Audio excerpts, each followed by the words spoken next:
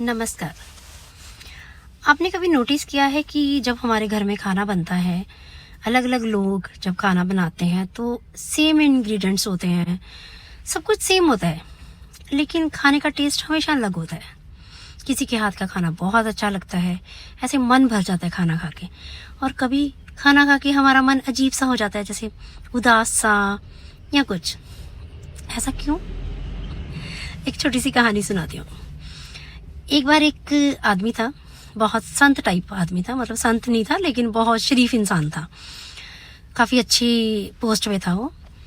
तो अपनी माँ से वो बहुत प्यार करता था। एक दिन उसे सपना आया कि वो अपनी माँ को मार रहा है, उसके बाल खींच रहा है, और फिर उसने अपनी माँ को चाकू मार के मार दिया। ये एक सपना था, पर उसको बहुत दुख लगा क्योंकि वो अपनी माँ से बहुत प्यार करता था। वो अपने गुरुजी के पास गया, उसने पूछा कि गुरुजी, मैं तो अपनी माँ को बहुत प्यार करता हूँ, फिर ऐसा सपना क्यों? तो गुरुजी ने कहा कि ये सपना तेरे को कब आया? उसने बोला कल रात को। तो कह रहे कि कल तुमने खाने में क्या खाया था? उसने बोला कि रात को तो मैंने खाना खाया नहीं, दोपहर को जब मैंने खाना खाया तो मेरा जेल में कुछ कार्यक्रम था तो मैंने उसमें खाना खाया।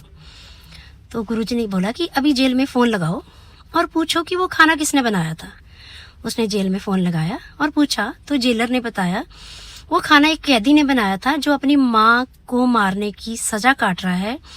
उसने अपनी माँ को बड़े बुरे तरीके से मारा था, उसको पीटा, फिर उसके बाल खींचे और फिर उसको चाकू मार के मार दिया। तो गुरुजी ने फिर उनको समझाया कि तुमने जिसके हाथ का खाना खाया वैसे ही विचार तुम्हारे मन के बन गए और तुम्हें ऐसा ही सपना आया। ऐसा ही होता है।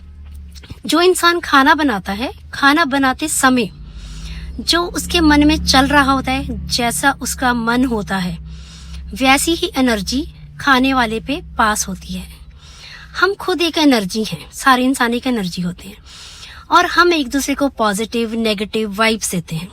स्पेशली ये जो वाइब्स हैं वो खाने के थ्रू भी ट्रांसफ़र होती हैं। जब खाना बनाते समय खाना बनाने वाले का मन उदास होता है, वो दुखी होता है, तो खाना खाने वाले पे भी वैसी ही जो वाइब्स हैं वो ट्रांसफ़र होती हैं। इसलिए प्लीज़ जब भी घर में खाना बनाओ हमेशा खुश होके बनाओ, कोई अच्छा सा म्यूज़िक लगाओ, फिर खाना बनाओ, ताकि खाना बनाते समय आपका भी मन खुश रहे और उस खाने को खाने वाले का मन भी खुश रहे।